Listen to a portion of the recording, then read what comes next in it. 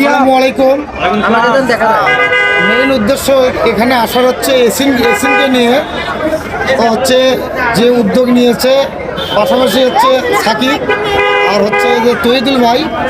তো তহিদুল ভাই এসিনের জন্য একটা ভালো একটা অ্যামাউন্ট কালেক্ট করেছে। তো সেটা আসলে সে আমার মাধ্যমে এখানে দেবে। তো আরও যারা আছেন ওকে যারা সাহায্য করতে চান, তো এখানে সবাই আসে, একটু আপনারা অতি দ্রুত এই কাজটা করেন আর আমাদের কার্যক্রম শুরু করবো ইনশাল্লাহ। তো তহিদুল ভাইয়েরটা দিয়েই শুরু হবে। আপনারা যাই যেভাবে দিবেন এখনই দিবেন, শেষ। তারপরে আমরা অন্য কাজে সময় দেবো।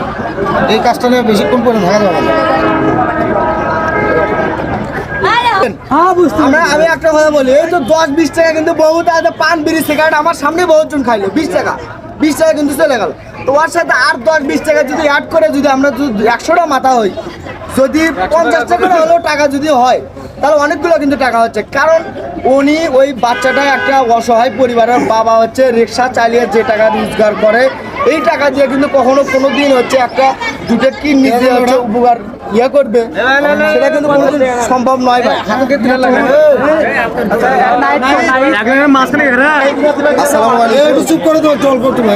আসসালামু আলাইকুম।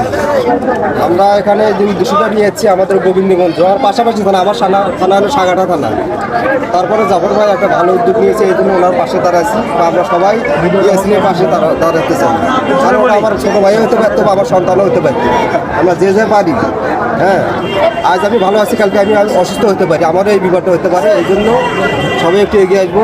ছোটো বাচ্চারা যেহেতু মাদ্রাসায় পড়ে, যেন সুস্থ হয়ে আমাদের মাঝে এসে মাদ্রাসা আবার করে এই একটা আলম হতে পারে। এই জন্য আমার পক্ষ থেকে আমি আপাতত 10,000 দিচ্ছি, আর বাকিটা আমি 16 তারিখে যাচ্ছি বাড়িতে, ইনশাল্লাহ জানিয়ে দেবো বা সাক্ষাৎ করে দিয়ে দেবো।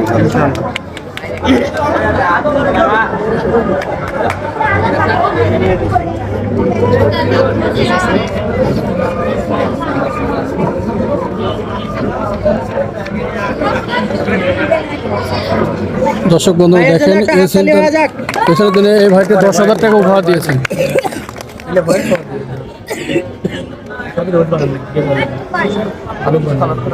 আর আমি ওই সবার থেকে নেই যে 510 টাকা ওইভাবে সাইড নিয়ে তা সংকোচ লাগে। আমি নিজে যা পাইতেছি আমার স্টাফের ভিতর, এটা ওনার যে স্টাফ আছে, যে কলিগ আছে, সেই কলিগের থেকে কালেকশনটা করা, মানে বাইরে কোনো কালেকশন নয়। নামটা করে বলছি।